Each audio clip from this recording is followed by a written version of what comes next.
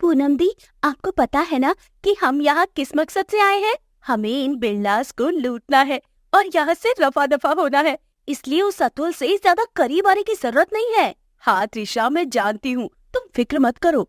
मैं कुछ भी नहीं भूली हूँ और हम दोनों बहनें अपना मकसद पूरा करके ही निकलेंगी यहाँ से। वाह त्रिशा, ये साड़ी तो आप पर बहुत जच रही है। थैंक यू रिया दीदी। और त्रिशा, 1 मिनट जरा मेरे साथ चलना दो, मुझे तुमसे कुछ जरूरी बात करनी है। ठीक है पूनम दी। क्या हुआ दी, बोलो जल्दी।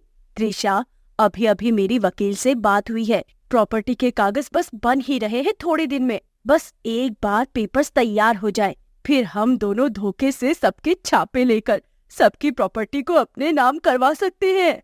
हाँ दी, हमें कैसे भी करके बस जल्दी से इन बेवकूफ बिरलास को लूट कर यहाँ से गायब हो जाना है। इसका मतलब ये दोनों चुड़ैलें मेरे घर वालों की प्रॉपर्टी के पीछे पड़ी हैं और इनका अतुल और यश से शादी करने का मकसद भी वही था। नहीं, मैं ऐसा नहीं होने दूंगी। मुझे इन दोनों को इनकी घटिया चालों में कामयाब होने ही नहीं देना है। मुझे अपने परिवार को बचाना ही होगा, हर हाल में। क्या हुआ बेटा, तू यहाँ पर अचानक से कैसे? कुछ हुआ है क्या तेरे ससुराल में? अरे नहीं नहीं माँ, बस यूं ही आ गई। सासू माँ, ससुर जी और देवर जी किसी रिश्तेदार की शादी में गए हैं। मैंने सोचा कि उनके साथ वहाँ शादी में जाने से अच्छा यहाँ आ जाऊं, अपने मायके में कुछ दिन आराम करने के लिए। एकदम सही किया तूने रिया बेटा। पूनम बहू, तिशा बहू, जल्दी से अपनी ननद के लिए गर्मा गर्म चाय और पकोड़े बना लाओ। हाँ त्रिशा और पूनम, मुझे ना वो प्याज के पकोड़े खाने का मन कर रहा है। वो वाले पकोड़े ही तल दो और चाय में भी अदरक और इलायची अच्छे से कूट कर डाल देना। ठीक है ननद जी। त्रिशा, पूनम, आज आश्रम में 200 से भी ज्यादा लोगों के लिए खाना भेजना है, इसीलिए आज तुम दोनों पूरी मेहनत मशक्कत करोगी और खाना बनाओगी। समझी तुम दोनों? 200 लोग? लेकिन इतने लोगों का खाना हम दोनों बहनें एक साथ कैसे बना पाएंगी? अरे करने को तो एक व्यक्ति हर एक नामुमकिन काम कर सकता है, फिर ये तो केवल 200 से ऊपर ही लोगों का खाना है। बहुओं के शुभ हाथों से बनना चाहिए खाना, इसीलिए तुम दोनों को ही बनाना होगा। अब वरना मैं थोड़ी बहुत मदद कर देती। बड़ी आई थी ना मेरे घर वालों की जायदाद लूटने, लेकिन अब इस घर की बेटी आ गई है। अब मेरे होते हुए ये दोनों डायने किसी का बाल भी बांका नहीं कर पाएंगी। हाँ। अब जब दोनों रसोई में आएंगी तब इस फर्श से फिसलकर धड़ाम करके गिरेंगी और फिर अगले 2 हफ्तों तक चल ही नहीं पाएंगी। मर गई रे। त्रिशा, हम दोनों तो बुरी तरह फंस गए। अब हम प्रॉपर्टी के कागजों पर इन सभी फटीचर घर वालों के अंगूठे के छाप कैसे ले पाएंगे? मुझे भी कुछ समझ नहीं आ रहा है पूनम दी। अब हमारे पास ठीक होने तक इंतजार करने के अलावा और कोई ऑप्शन नहीं है। हाँ त्रिशा, तू सही कह रही है। अब जब तक हमारा ये टूटा हुआ पैर ठीक नहीं हो जाता तब तक हम यूं ही बैठ सकते हैं, लेकिन एक बार बस ये पैर ठीक हो जाए, तब देखना 1 मिनट में सबको घर के बाहर कर देंगे हम, और इस घर पर सिर्फ और सिर्फ हमारा राज होगा। प्रॉपर्टी के पूरे हिस्से पर सिर्फ और सिर्फ हमारा राज होगा। हंस लो चुड़ैलो, जितना हंसना है हंस लो, क्योंकि तुम्हारी हर एक चाल को मात देने के लिए तुम्हारी ननद बैठी है यहाँ पर।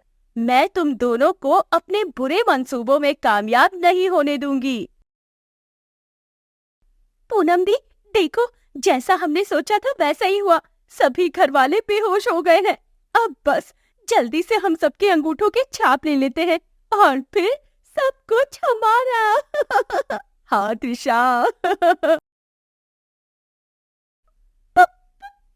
पुलिस? ये कैसे हो सकता है? हमने तो तुम सबको बेहोशी वाली खीर पिलाई थी। तुम दोनों को क्या लगा तुम दोनों शेर हो? अरे बेवकूफो, तुम दोनों शेर हो तो तुम्हारी ये ननद सवा शेर है, समझी तुम? रिया ने ऐन वक्त पर रसोई में जाकर उस बेहोशी वाली खीर को अच्छी वाली खीर से बदल दिया था। लेकिन अब क्या फायदा, प्रॉपर्टी के कागजों पर तो सबके छाप लग चुके हैं। त्रिशा त्रिशा त्रिशा, कितने बेवकूफ हो ना तुम दोनों बहनें। अरे बैल बुद्धियों, ये रहे वो असली प्रॉपर्टी के कागजात। जिन कागजों पर तुमने सबके छाप लिए हैं वो नकली हैं और मेरे हाथ में जो है वो असली है। और अब ये असली वाले भी हो जाएंगे बर्बाद। नहीं, ऐसा मत करो। हमारा प्लान फ्लॉप नहीं जा सकता। हमारी मेहनतियों जाया नहीं जा सकती। तुम दोनों लालच में इतना गिर जाओगी ये कभी सोचा भी नहीं था हमने। इस परिवार ने कभी तुम दोनों को अपनी बहू नहीं माना। हमेशा बेटी की तरह प्यार मिला है तुम दोनों को। लेकिन कुछ लोगों की फितरत कभी नहीं बदलती। गिरफ्तार करके ले जाओ इन भूतनियों को और इन दोनों को कड़ी से कड़ी सजा देना इंस्पेक्टर साहब। ये कहानी है दामिनी और उसकी बहू मानसी की। मानसी एक गरीब घराने से आई हुई बहू होती है जिसने अपने साथ कुछ दहेज नहीं लाया होता और यही वो वजह होती है जिस कारण दामिनी मानसी से नफरत करती है और उसके साथ जानवरों की तरह सलूक भी करती है। माँ जी, वो मैंने आपकी अलमारी की साफ सफाई कर दी है। आपकी अलमारी में अब चूहे नहीं घुसेंगे और ना ही आपके कपड़ों को कुतर पाएंगे। वाह, क्या तीर मार दिया तूने मेरी अलमारी साफ करके, हैं? अरे तुझे तो बस मेरी अलमारी खोलकर उसमें हाथ मारने का इंतजार है ना? मैं सब जानती हूँ। तुझ जैसे 2 टके के गरीब लोगों को अमीरों के घर आकर यही लालच होता है कि कम मौका मिलते ही हम कुछ चुरा कर भाग जाए। ये आप कैसी बातें कर रही है माँ जी? मैं ऐसा सोच भी नहीं सकती। बल्कि मैं तो रोज भगवान से यही प्रार्थना करती हूँ कि हमारे घर में लक्ष्मी जी की कृपा बनी रहे। अरे बस बस, ज्यादा सच्चाई और अच्छाई की मूरत बनने की जरूरत नहीं है तुझे। मैं अच्छी तरह जानती हूँ तू किस खेत की मूली है। तू मेरे घर में से कुछ चुराने के बारे में सोचना भी मत, क्योंकि मैंने हर तरफ सीसीटीवी कैमरा लगाए हुए हैं। अगर तू पकड़ी गई तो तेरी खैर नहीं। दामिनी बस मानसी से नफरत करती रहती और उसे कभी भी मानसी की अच्छाई नजर ही नहीं आती। मानसी गाना बहुत अच्छा गाती थी। वो अक्सर खाना बनाते समय गाना गुनगुनाती। एक दिन मोहल्ले में सिंगिंग कंपटीशन होता है। तभी घर पर दामिनी की बेटी अम्मू आती है और वो मानसी को सिंगिंग कंपटीशन का पोस्टर पकड़ाती है और कहती है, मानसी भाभी, ये देखो, हमारे मोहल्ले में एक बहुत बड़ा सिंगिंग कंपटीशन होने जा रहा है जिसे जज करने कुमार सानू आने वाले हैं। भाभी भाभी, ये गोल्डन चांस है, इसे अपने हाथ से मत जाने दो ना। आपकी आवाज में वो रूहानी खनक है जो बहुतों के दिलों को जीत सकती है। लेकिन अम्मू, मैं ये सब नहीं कर सकती क्योंकि माँ जी, माँ को मैं मना लूंगी ना। आप बस अभी इसी वक्त से रिहर्सल करना शुरू कर दो। चलो। ओ महारानियों। दामिनी को वहां पर देखकर अम्मू और मानसी दोनों घबरा जाते हैं। क्या खिचड़ी पक रही है दोनों ननद भाभी के बीच? और तू अम्मू, तेरे ससुराल में तेरी सौतन आ गई है क्या, जो तू अपनी घर गृहस्थी सब छोड़कर यहाँ आ गई है मुंह उठाकर, और वो भी इस बेवकूफ से मिलने? माँ, मैं हमारे घर के पास वाले बाजार में आई थी कुछ मसाले खरीदने। ठीक है। ओ मैडम जी, एक गर्मा गर्म चाय बनाकर देंगी तो बहुत मेहरबानी होगी। तुझे दिख नहीं रहा कि तेरी सास थकी हुई है और तू बस मूर्ति की तरह खड़ी है, कल मुंह ही कहीं की। माफ कीजिएगा माँ जी, मैं अभी बना लाती हूँ आपके लिए चाय। मानसी दामिनी को चाय बनाकर देती है। रात में वो सबके सो जाने के बाद रसोई में आकर चुपके से अम्मू के दिए हुए उस पोस्टर को देखती है। ये मौका तो सच में लाखों में एक है और इस कंपटीशन को जीतने वाले को 1 लाख रुपए भी इनाम में मिल रहा है। जीत या हार तो ऊपर वाले के हाथ में है। मैं तो बस अपना बेस्ट ही दूंगी। मानसी चुपके से सिंगिंग कंपटीशन में भाग लेती है और गाना गाकर वो कंपटीशन जीत भी जाती है और उसे 1 लाख रुपए का इनाम भी मिलता है। माँ जी को जब मैं बताऊंगी कि मैं कंपटीशन जीत गई हूँ तो वो बहुत बहुत बहुत खुश हो जाएंगी। मानसी घर जाकर अपनी सास को अपनी जीत के बारे में बताती है, लेकिन जब उसकी सास को पता चलता है कि वो चुपके से सिंगिंग कंपटीशन में गई थी तभी वो उसे डंडे से मारने लगती हैं। आह आह माँ जी मुझे दर्द हो रहा है। माँ जी आह। चीख और चिल्ला, इतना चिल्ला कि तेरी ये मनहूस आवाज ही चली जाए। तूने मुझे कोई एरी गैरी समझ रखा है क्या? आइंदा से अगर तू मुझे बिना बताए कहीं गई तो मुझसे बुरा कोई नहीं होगा। और ये क्या, ये तू अपनी मुट्ठी में क्या छुपा रही है? ये वो 1 लाख का चेक है, इनाम के तौर पर मिला है मुझे। अरे वाह, क्या बात है। चल ये पैसे मुझे दे दे और तू जा घर के कामों में लग जा। और याद है ना, अगली बार घर से बाहर निकलने से पहले तुझे मेरी अनुमति लेनी होगी, वरना आज तो मैंने बस तेरी कुटाई की है। अगली बार तो मैं सीधा तेरी टांगे ही तोड़ दूंगी। दामिनी मानसी पर खूब अत्याचार करती है, जिससे मानसी का पति यानी दामिनी का बेटा तुषार कहता है, माँ आपने ये क्या हाल कर दिया है मानसी का। मानसी ठीक से चल भी नहीं पा रही है माँ, इतनी सारी चोटें आई हैं उसे। अरे ओ जोरू के गुलाम, अब तू अपनी बीवी का वकील मत बन। ये सास बहू के बीच की बात है और तुझे हम दोनों के बीच पड़ने का कोई हक नहीं। और अगर तुझे बीच में पड़ने की इतनी ही दिलचस्पी है तो फिर मैं तेरा भी वही हाल कर दूंगी जैसे तेरी बीवी का किया है। लेकिन माँ। बस अब और कोई बात नहीं सुननी है मुझे, वरना मैं तेरी जबान खींच लूंगी। तुषार दामिनी के डर से चुप हो जाता है। एक दिन गलती से मानसी के हाथों से सब्जी में ज्यादा मिर्च पड़ जाती है, जिसके कारण दामिनी के मुंह में बहुत ज्यादा जलन होती है। ओह हाँ हाँ,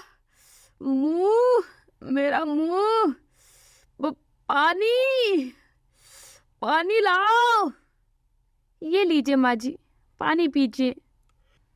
पानी पीने के बाद दामिनी को राहत मिलती है। उल्टा कलमुही, तुझे अकल वकल है या नहीं? इतनी मिर्च डाल दी कि पूरा मुंह और गला जल गया। माफ कीजिएगा माँ जी, वो गलती से।